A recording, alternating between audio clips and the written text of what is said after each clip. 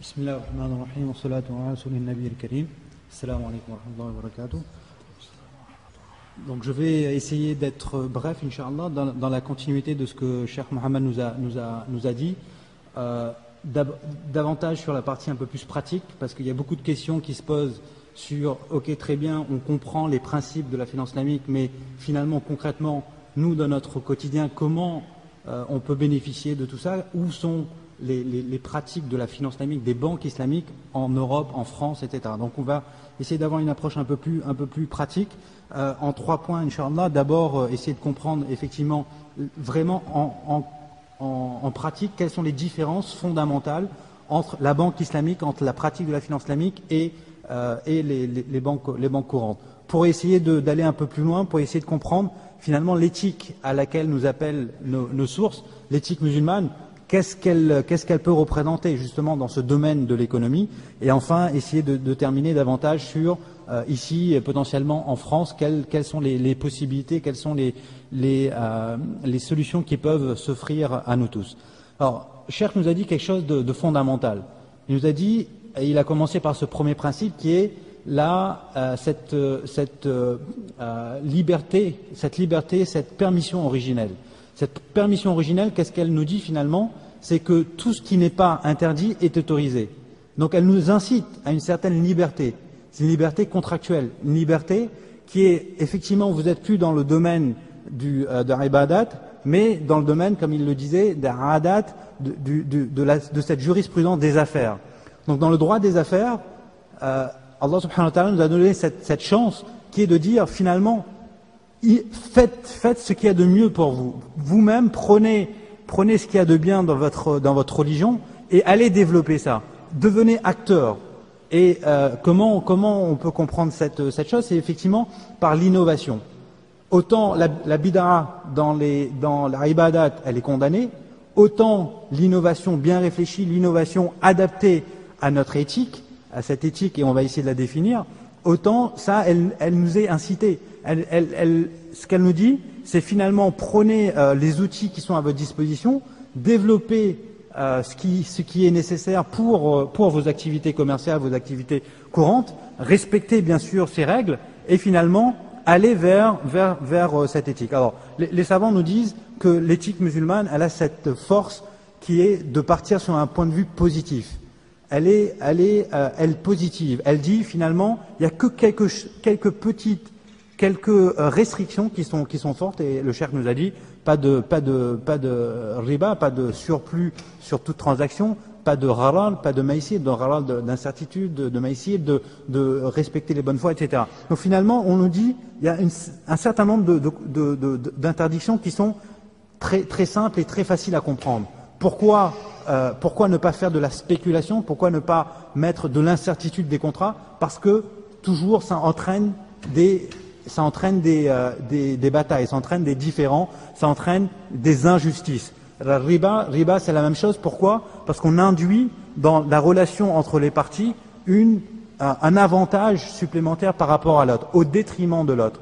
Quelqu'un a un surplus de valeur pour un risque qu'il ne prend pas. C'est juste sur l'échange monétaire où il perçoit un surplus, effectivement sans contrepartie, sans valeur dans l'échange. On détaillera un peu plus par la suite. Donc finalement, on me dit, si vous comprenez bien ces interdictions, et on a vu que dans le contexte d'aujourd'hui de la crise internationale, finalement, ces interdictions-là, si les financiers, les banques internationales avaient respecté ces règles, on n'aurait pas connu la crise qu'on a connue ces derniers temps, depuis 2008, la crise qu'on a appelée la crise même mondiale, qui a commencé aux États-Unis avec ces pratiques totalement injustes entre des banques qui allaient proposer des prêts à des pauvres particuliers qui ne comprenaient pas ce qu'ils faisaient, qui ne comprenaient pas que finalement derrière ces prêts, il y avait beaucoup de trucs cachés, et notamment des taux d'intérêt qui étaient variables, qui ne comprenaient pas, eux, ce qu'on leur avait vendu, et finalement, devenez propriétaire. Avec cette promesse, devenez propriétaire. On parlait justement avec une sensibilité, vous pouvez avoir votre maison, finalement vous allez payer que 600, 700, 800 $ par mois, mais on leur avait pas dit que c'est 600 ou 700 $ par mois au départ, c'était que sur une durée courte, sur 1 an, 2 ans. Mais finalement, après, c'était totalement l'inconnu. Que le paiement qu'ils allaient payer, donc au lieu de cet remboursement, ce serait indexé sur un taux qui n'est pas connu aujourd'hui, qui va dépendre de l'évolution de la bourse, de l'évolution des taux du marché, etc. Donc finalement, il y avait beaucoup d'incertitudes, beaucoup d'injustices dans ce contrat. Et ça, notre éthique, l'éthique musulmane appliquée aux affaires, et ça qui est important à comprendre, c'est que si on respecte ces règles, donc très simples, ces 3 règles, ces 3 interdictions, finalement, on a au-delà de ça une liberté totale, une liberté qui nous dit allez-y, commercez, développez des produits, prenez par exemple le commerce. Le prophète sallam lui-même, nous a donné cette expérience du commerce. Tous les grands sahaba, ils étaient riches. Et cette richesse, et ça aussi c'est important à comprendre, c'est que il ne faut pas avoir peur de la richesse, il ne faut pas avoir peur de gagner bien sa vie. Du moment que justement on le fait selon notre éthique, selon les interdictions, selon les règles qui nous imposent. Mais bien sûr, derrière tout ça, l'éthique musulmane, elle nous pousse à ne pas rechercher le profit pour la maximisation du profit, de la maximisation donc de la rentabilité pour soi, mais c'est gagner de l'argent pour un but ultime, un but plus large, qui est effectivement la répartition, le partage, qui est aller vers des actes de bienfaisance. Donc c'est là la beauté de l'éthique musulmane. Et tout ça est quand même très bien encadré, parce que finalement, ce qu'on dit, c'est que prenez un point de départ. Le point de départ, c'est quoi? C'est que toute richesse appartient à Dieu. Et vous êtes dans une responsabilité, c'est une amana. Devenez riche, mais ayez conscience de cette amana, que Allah subhanahu wa ta'ala vous a donné cette richesse, mais finalement c'est pas pour vous pour devenir encore plus riche, mais c'est aussi pour partager cette richesse, pour aller et notamment respecter les règles de la zakat. Donc ça c'est le point de départ, c'est comprendre cette responsabilité. Et ensuite, qu'est-ce qu'elle nous donne, notre éthique? Elle nous donne la finalité. Elle nous dit, au départ, vous avez fait ça comme responsabilité, et au final, allez vers les maqasid al-sharia, donc les finalités de l'islam, qui est la protection des biens, la protection de la raison, la protection de la famille, du physique, etc. Vous connaissez les maqasid al-sharia. Donc finalement, quand on part dans un système, et là c'est intéressant de voir que le système économique musulman, islamique, il dit on est libre totalement à condition de bien comprendre d'où on vient, d'où la richesse vient, donc elle vient de Dieu, et qu'au final elle doit être au service d'une plus noble cause qui est juste rechercher son profit personnel, donc c'est pour le bien-être général, donc ça nous donne une vraie éthique, et l'éthique finalement c'est quoi? C'est le bon comportement, c'est le comportement juste. La morale, c'est ce qu'on doit faire, et là, ce sont les interdictions qu'il faut les respecter. Donc quelque part, notre feuille de route, elle est claire. On a le point de départ, on a le point d'arrivée, et sur les côtés, on a les bornes. On dit, faut pas tomber dans le riba, faut pas tomber dans les injustices, faut pas tomber dans la spéculation, etc. Mais finalement, vous êtes libre, faites tout ce que vous voulez. Du moment que, effectivement, vous gardez ce cap qui est d'aller vers la justice et le bien-être général. Et finalement, quand on regarde ça en application dans le contexte d'aujourd'hui, c'est que c'est la force de l'islam qui est de proposer un modèle quelque part alternatif. C'est pas un modèle qui est basé sur et toutes les théories économiques aujourd'hui, c'est quoi? C'est l'individualisme, c'est la recherche la recherche de la maximisation du bien-être personnel. Tout est basé sur l'individualisme, quelque part l'égoïsme. Or que l'islam a amené des valeurs, a amené une vision de l'économie totalement différente qui est vers justement le bien-être général. Et ça, quand on l'applique dans le domaine de la finance islamique, alors Cheikh le disait que finance islamique finalement c'est pas un bon mot parce que c'est pas la finance qui est islamique. La finance c'est quoi? C'est des techniques. La finance c'est un moyen d'échanger, un moyen de faire des transactions. Qu'est-ce qui est islamique? C'est l'éthique. C'est la façon dont on applique ces transactions. C'est les règles qu'on respecte et l'éthique qu'on met en avant. Donc c'est ça qui est très important à comprendre. Quand on va vous dire ouais mais c'est quoi pourquoi vous parlez d'islamique, surtout dans un contexte comme la France où on a cette histoire de la laïcité. Finalement donc c'est pas le plus important, c'est pas dire la finance islamique, mais c'est dire les transactions qui sont conformes à cette éthique, qui sont conformes à certaines valeurs et qui sont vers une finalité. Et le système aujourd'hui, le système dominant, donc capitaliste, il n'a pas cette éthique. Et on le dit, le système financier capitaliste, il est amoral, il n'a pas de morale. C'est pas qu'il est bien ou pas bien, c'est qu'il n'a pas de morale. Il est en dehors de la morale. Il ne vise que le profit individuel. Or que l'islam, justement, apporte cette couche de valeur qui est beaucoup plus intéressante. Maintenant, comment l'appliquer dans la vie de tous les jours, les transactions de tous les jours? Et c'est là où on peut rentrer dans, une fois qu'on a compris que finalement il n'y a pas de finance islamique, que l'économie selon l'islam, selon la vision islamique, elle est pour une œuvre plus large, on essaie de mettre ça avec des moyens. Et quel est l'outil aujourd'hui qui est le plus développé, qui permet de faire les échanges? C'est la banque islamique. Alors la banque islamique, elle n'existe pas, elle ne vient pas de maintenant, elle date. Et bien sûr, ça c'est la réflexion de savants, de professionnels, d'économistes, etc. Généralement, on la date des années 70. Les premières expériences, même un peu en avant, c'était en Égypte. La banque Ramr, donc c'était en les années en 63 à peu près. C'était une première tentative qui n'est pas allée plus loin. Ensuite, au Soudan, qui a eu une initiative intéressante qui est un peu plus locale. Et finalement, on marque la naissance de la banque, de ce qu'on appelle la banque islamique, c'est en 1975. C'est lors de la création de la Dubai Islamic Bank. D'ailleurs, on a eu la chance, il y a quelques mois, avec une délégation de frères d'ici, de France, on est allé à Dubaï et on a rencontré le fondateur de la Dubai Islamic Bank, Cheikh Saïd Blouta. Quelqu'un aujourd'hui machallah, qui est assez âgé, qui a plus de 80 ans, et il nous a expliqué que finalement, lui, dans ces années-là, le Dubaï, ça commençait à se développer, à prospérer. Il y avait de plus en plus d'investissements et de commerce. Il s'était dit, lui, sa vision, c'était toujours de faire du halal. Faire du halal dans tous les domaines. Le halal dans l'agroalimentaire. C'est comme ça que d'ailleurs, ils ont créé les premières abattoirs islamiques. Les abattoirs qui faisaient 100% selon un cahier des charges qu'il lui-même a mis en avant.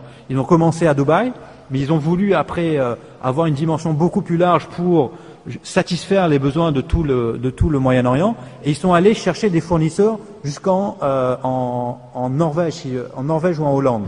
Ils sont allés là-bas pour emmener un cahier des charges, et c'était les seuls qui à l'époque pouvaient justement respecter ce cahier des charges, et notamment pour le poulet. Ça a donné lieu à la création de la société Al-Islami, qui aujourd'hui se dit Al-Haqq al-Halal. C'est vraiment le vrai halal qui aujourd'hui est le plus pur et n'accepte pas, par exemple, tout ce qui est mécanique, tout ce qui est électronarcose, etc.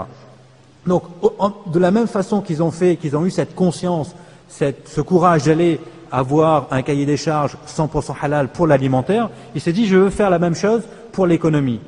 Et il s'est rendu compte qu'effectivement, il n'y avait pas de moyens, il n'y avait pas d'alternative. Et c'est là qu'il s'est dit, avec d'autres, ils ont mis en place la première banque, avec un cahier des charges, encore une fois, totalement inédit, qui était de dire, on va créer une banque entièrement qui fonctionne selon les capitaux venant des musulmans, donc islamiques, et en même temps qui va faire des transactions islamiques. Alors qu'est-ce que la banque? C'est quoi la fonction de la banque? Une banque, elle fait deux choses. Elle fait la mobilisation de ressources, c'est-à-dire qu'elle collecte de l'argent à partir des particuliers, ce qu'on appelle des dépôts. Les gens confient des dépôts. À partir de ces dépôts-là, la banque, qu'est-ce qu'elle va faire? Elle va faire de la transformation.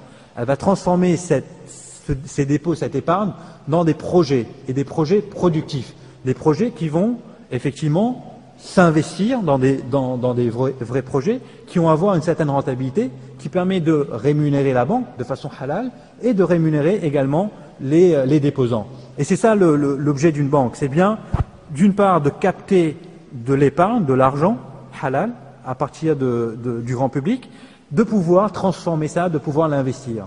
Et la banque islamique, finalement, si vous regardez bien, elle est totalement différente de la banque classique, de la banque du modèle qu'on connaît, du modèle classique. Parce que quoi? Le modèle classique, c'est quoi? C'est finalement la banque, elle fait quoi? Elle fait du prêt d'argent. Elle ne fait que du prêt d'argent. Elle prend de l'argent de ses déposants et elle va le prêter à d'autres. C'est totalement différent de la banque islamique qui va aussi collecter de l'argent de ses déposants. Mais qu'est-ce qu'elle va faire? Elle ne va pas prêter aux autres. Elle va investir, elle va transformer, elle va acheter. Ce qu'elle fait, trois choses. Acheter, revendre. Acheter, louer. Donc elle achète, elle vend, elle gagne de l'argent, une marge. Elle achète et elle loue, elle va gagner des loyers. Et ensuite, elle achète en partenariat. Et c'est comme ça aussi qu'elle gagne de l'argent. Donc finalement, ce qu'on peut dire, c'est que les banques islamiques, elles font deux grandes transactions, deux grandes façons de faire des transactions. Ce qu'on appelle des transactions commerciales, d'achat, vente, d'achat, de location. Et là, les contrats qui sont utilisés, c'est le murabaha. Murabaha, donc vraiment achat-revente avec une marge bénéficiaire. La ijara, donc la location. Location simple ou location avec une option d'achat à la fin. Ijara wa ikhtina. Ou ijara muntahiya bitamni, qui est une location qui se transforme en vente. Donc ça, c'est vraiment, et après vous avez d'autres transactions simples qui permettent justement de faire de l'achat-vente, etc. Donc on est purement dans la banque qui achète et revend, et elle le fait pour qui? Pour ses actionnaires ou pour ses déposants. Elle le fait vraiment dans un but qui est une mission pour elle. On lui a confié cet argent pour pouvoir acheter, vendre, et encore une fois, ça reste des activités qui respectent les règles qui ont été édictées. Et on en parlera pour montrer que finalement, effectivement, on peut dire que ces transactions-là sont peut-être un peu trop limitatives. Après, il y a la deuxième grande catégorie de transactions, ce sont les transactions qu'on appelle de partenariat. Des transactions qui sont sous forme de partenariat, de commandite. Par exemple, la mudaraba. Mudaraba, c'est quoi? C'est que il y a un entrepreneur qui a un vrai savoir-faire, qui lui est dans un domaine d'activité, je ne sais pas, par exemple un boulanger, un artisan, un informaticien. Donc la banque va s'associer avec cet entrepreneur. L'entrepreneur, lui, va emmener son savoir-faire, ses compétences, et c'est la banque qui va lui donner de l'argent afin de pouvoir mettre en place son projet. Et c'est le profit qui sera dégagé du projet qui sera ensuite partagé entre l'entrepreneur et la banque. Là, bien sûr, il y a aussi plein de règles à respecter, notamment que finalement, la banque, elle doit prendre un vrai risque. Et son risque, c'est que si le projet ne fonctionne pas, c'est elle qui doit encaisser les pertes. Autant sur les profits, elle doit le partager avec l'entrepreneur, mais autant s'il y a des pertes, c'est sous sa responsabilité, donc elle doit encaisser ses pertes. De l'autre façon, on a aussi toujours dans les contrats de partenariat, ce qu'on appelle les contrats de musharaka. Musharaka, donc vraiment de partenariat, d'association. Et là, c'est la banque avec d'autres associés qui vont investir ensemble dans le capital. Donc ils vont emmener du financement, du capital pour pouvoir investir dans différents projets. Ça peut être des grands projets qui ont un rendement, mais aussi des projets qui vont permettre d'investir sur du long terme et par la suite faire une vente et redonner cet argent. Donc on a bien compris que finalement la banque islamique, elle est sur un modèle totalement différent de la banque classique. Et si on regarde la trame de tout ça, ce qui fait la grande différence de la banque islamique par rapport à la banque classique, c'est quoi? C'est cette notion de propriété. On a dit tout à l'heure que dans l'éthique musulmane, il y a cette notion de responsabilité. Et cette responsabilité, elle se transforme ici dans les transactions, dans la pratique bancaire, sous la forme de la propriété. Elle est totalement différente. Quand on regarde, et surtout ceux qui se plongent sur la science économique, sur les modèles économiques et notamment par rapport à la macroéconomie et la microéconomie, un modèle qui impose d'avoir la propriété pour justifier une rémunération, pour justifier un profit, un rib, c'est un modèle qui est totalement différent du modèle où on prend de l'argent et on distribue, on prend de l'argent et on prête. Quand on prend de l'argent et on prête, on n'a pas de limite. Parce que quelque part finalement, et c'est le grand reproche qu'on fait aussi au système d'aujourd'hui, c'est que la banque crée de l'argent. Elle crée de l'argent de rien. En prêtant de l'argent, elle crée une valeur. Elle vous prête, par exemple, dans son bilan, elle a collecté, imaginons 100 000 euros. 100 000 euros, vous venez avec un projet d'acheter une maison de 500 000 ou un bâtiment de 500 000. Elle va vous prêter de l'argent, les 500 000. Mais cet argent, c'est elle qui l'a fabriqué. C'est lié sur rien. c'est pas lié à de l'argent qui est dans son compte bancaire ou des biens réels. C'est de l'argent qu'elle vous prête. Vous lui rendrez de l'argent au fur et à mesure, donc avec du remboursement, mais elle a créé de l'argent. Et ça, c'est un système finalement qui marche sur la tête, parce qu'il n'y a plus de limite. On déconnecte l'économie réelle de l'économie financière, de la finance. Juste pour prendre un exemple, quand on va un peu plus loin dans ces raisonnements, et quand on ne donne aucune règle de fonctionnement, donc aucune morale, aucune éthique aux banques, ça a donné lieu à ce qu'on appelle la crise des produits dérivés. Les dérivés, c'est quoi? C'est en gros, vous donner une assurance sur quelque chose qui n'existe pas, qui vous permet de vendre quelque chose qui n'existe pas et vous donner en plus l'assurance sur la faillite de ce projet. Et ça, dans les fortes années, toutes les banques étaient incitées à développer ces produits dérivés. Donc c'est vraiment des promesses sur rien, sur du vent. En 2008, il y en avait, je vous donne juste quelques chiffres pour avoir des comparaisons. On disait, toute cette masse de produits dérivés, elle pesait 600 000 milliards de dollars. 600 000 milliards de dollars. Et quelle est la richesse mondiale? Si vous prenez toute l'économie mondiale de tous les acteurs sur la planète, l'économie mondiale, donc mesurée par le PIB, le produit intérieur brut, il est seulement de 60 000 milliards. Ça veut dire que c'était 10 fois moins. Les produits dérivés, c'est-à-dire le papier, la finance papier, parce que c'est juste un jeu d'écriture, elle pesait 10 fois plus que l'économie réelle. Donc on est arrivé à un tel stade où sans règles, sans morale, sans éthique, les banques ont fait n'importe quoi. Et c'est ce qui a donné lieu à des injustices énormes où les riches devenaient de plus en plus riches et les pauvres de plus en plus pauvres.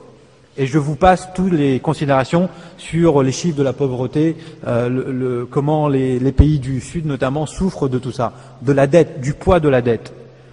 Donc n'importe qui, et ça maintenant aujourd'hui tout le monde, même les prix Nobel de l'économie, des gens qui sont de bon sens, ils ont crié au crime.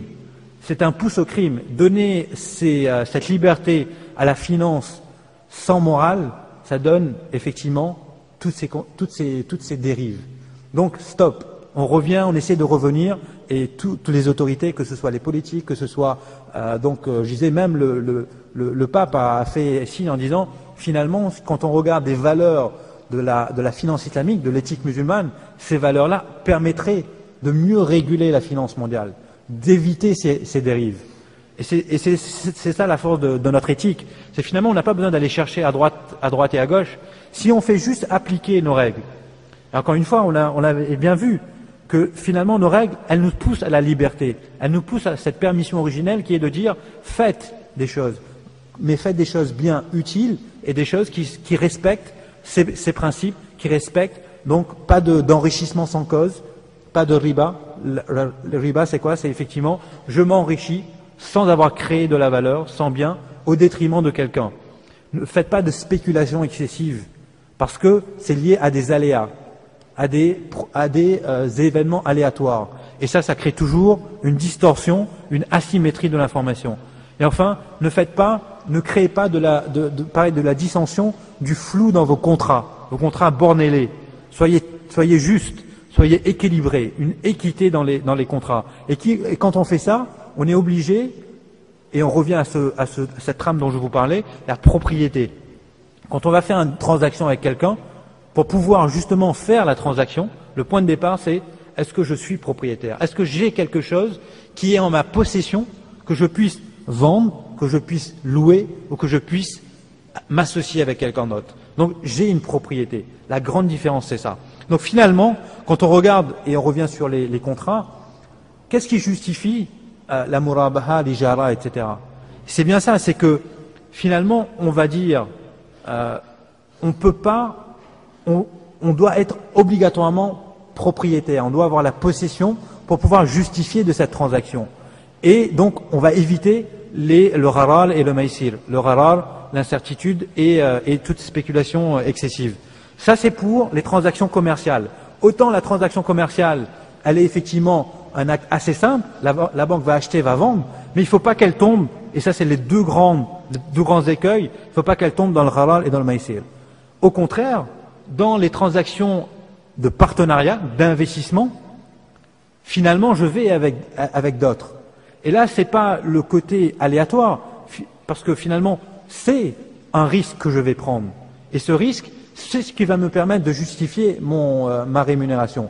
Donc là, au contraire, c'est que on ne peut rien garantir. Autant dans le bay', murabaha et ijara, on doit tout savoir, on doit fixer le prix d'achat, le prix de vente, quelle est la marge que la banque fait, quelle est la location qu'elle fait, le prix de la location. Donc tout doit être connu. Pas d'incertitude. Dans les musharaka et mudaraba, finalement, rien ne doit être garanti. La rémunération ne doit pas être garantie.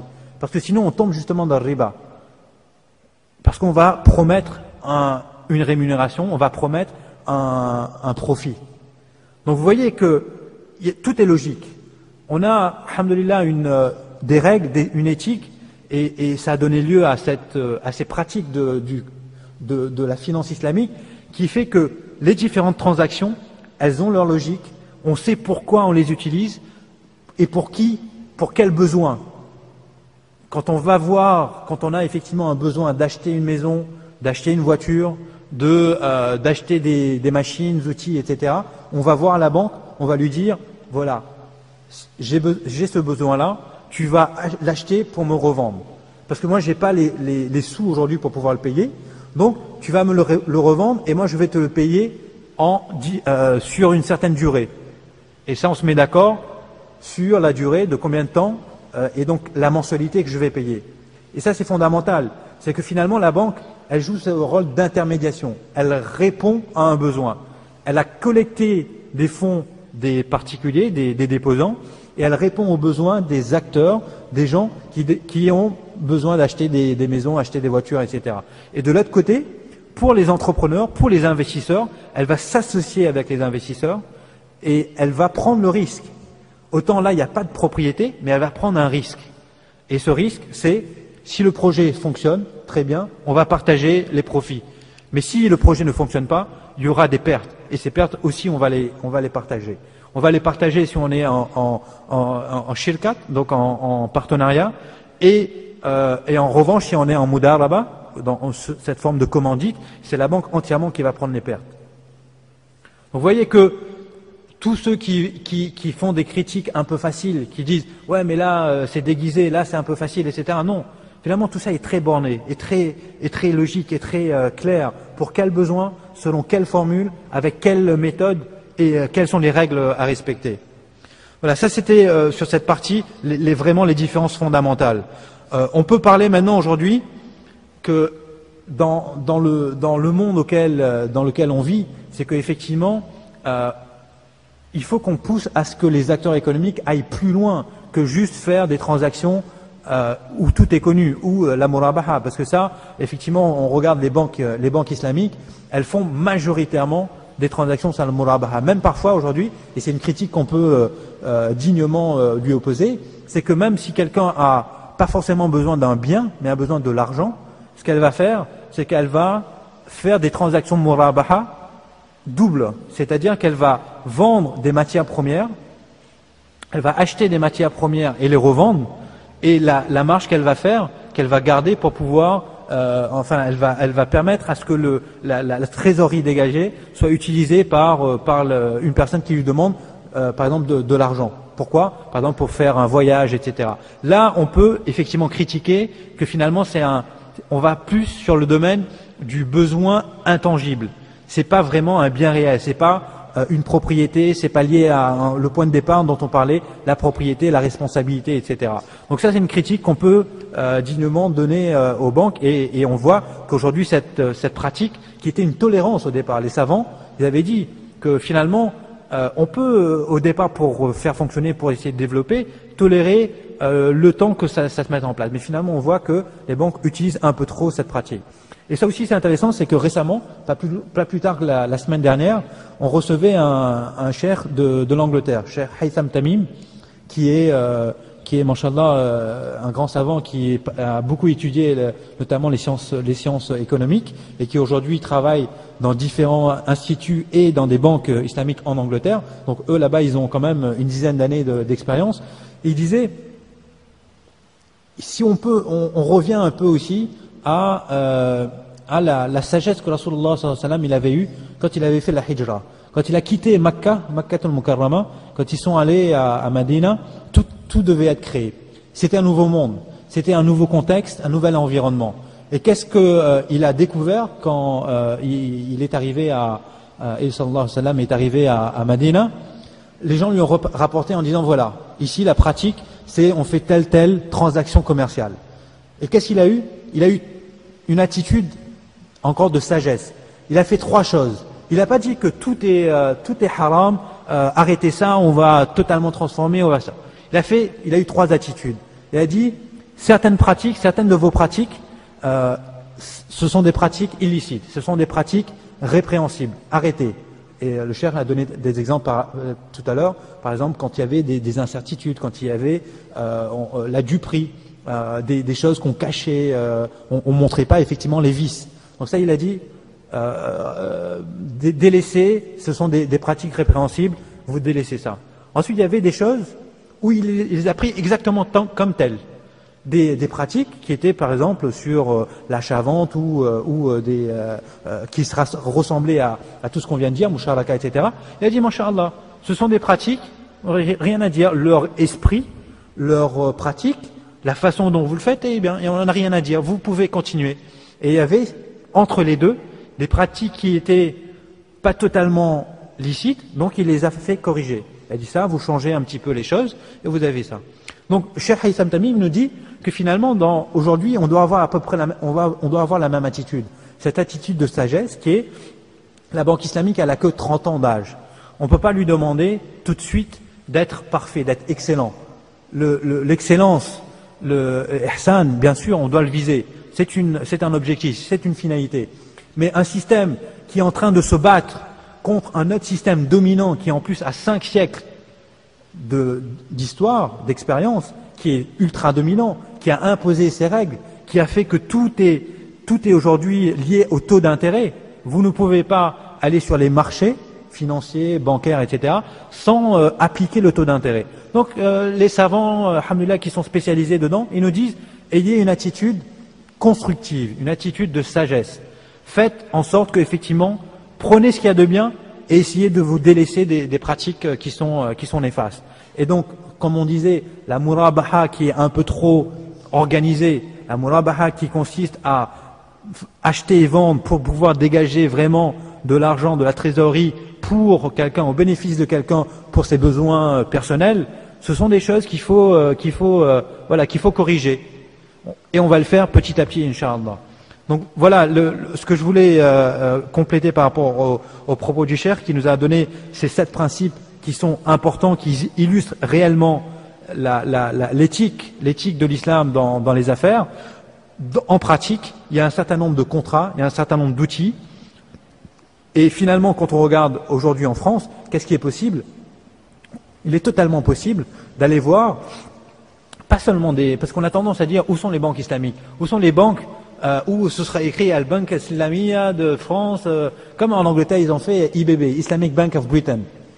Ça a eu un succès assez mitigé. Pourquoi? Parce qu'il y a deux problèmes. Le premier problème, c'est encore une fois, quand on vise l'excellence tout de suite, on veut faire quelque chose qui soit exclusif dès le départ et qui doit combattre le système dominant, mais pas avec les mêmes outils, pas avec les mêmes moyens, forcément on est marginalisé. Forcément on a moins de capacité de pouvoir se développer. Donc ça c'est un problème structurel. Le deuxième problème, c'est, désolé de le dire, mais c'est nous. Nous les musulmans, les acteurs, on attend souvent la facilité. On attend qu'on nous donne la solution facile et souvent dire oui, effectivement il faut que la banque nous prête de l'argent à zéro. Elle doit être comme une banque charitable. On ne doit rien payer. Ok, on ne doit pas payer riba, on ne doit pas payer l'intérêt. On doit payer quelque chose quand on demande à la banque de faire une transaction. La banque doit être assimilée à un acteur économique, comme un commerçant. Quand elle achète, si on lui impose, à la différence de la banque classique, si on lui impose d'avoir la propriété, donc d'être en possession des choses avant de pouvoir revendre, donc forcément, elle fait une activité économique, elle doit aussi faire sa marge, et ça, c'est un coût. Et ce coût, on doit l'accepter. Donc, la banque en France, elle est aujourd'hui, enfin, les transactions commerciales, les transactions, les solutions de financement en France sont possibles. On l'a fait, on l'a démontré au titre de l'association qu'on a fondée, donc EDIM. On fait un certain nombre de recherches et de mise en place de solutions. Donc ça, aujourd'hui, on a ce qu'on appelle un kit de contrat qui est prêt, qui fonctionne. Et au niveau de la société 510, on a déjà aujourd'hui utilisé ces contrats pour permettre à des gens d'acheter leur maison. Donc il y a eu une première transaction l'année dernière qui a permis à un frère ici en France, donc c'est pas ailleurs, en France, avec une banque française, d'acheter sa maison, et ça de façon totalement halal, acheter, revendre par la banque. C'était inédit, c'était difficile à convaincre la banque française. C'est pas une banque venant d'ailleurs, une banque vraiment française, de lui dire voilà, vous allez appliquer exactement les méthodes qu'on va vous imposer avec le respect de toutes les règles, etc. C'est très difficile pour elle de changer de mentalité, qui est de dire ouais, mais pourquoi je vais me casser la tête finalement au lieu de vous prêter de l'argent, là vous me dites de prendre le risque d'acheter la maison et de vous revendre. Mais finalement, économiquement, c'est la même chose. Oui, économiquement, c'est la même chose. Pour la banque, elle va faire sa marge. Le coût pour elle, c'est exactement pareil. Mais tout est différent dans la nature de la transaction. La nature, ce n'est plus, et le contrat, il est clair, ce n'est plus un prêt d'argent, mais c'est bien un acte d'achat et de revente. Donc, pour revenir à ce qu'on disait au tout début, la propriété est ce qui est l'axe de différenciation, le point fondamental de différence par rapport aux autres contrats. Donc voilà bon, juste aussi pour conclure sur la France, on l'a déjà fait donc pour un particulier acheter sa maison, on a déjà fait pour des personnes qui veulent faire du leasing, donc du leasing sur du bâtiment, etc. Petit à petit, on est en train de travailler, et vous savez qu'il y a une banque du Maroc qui s'est lancée sur le marché français, qui aujourd'hui a été validée, donc propose des comptes courants qui sont totalement halal. Donc avec cette banque, notamment, on va essayer de proposer des produits un peu plus loin, donc de l'épargne, qui ça veut dire vous pouvez mettre,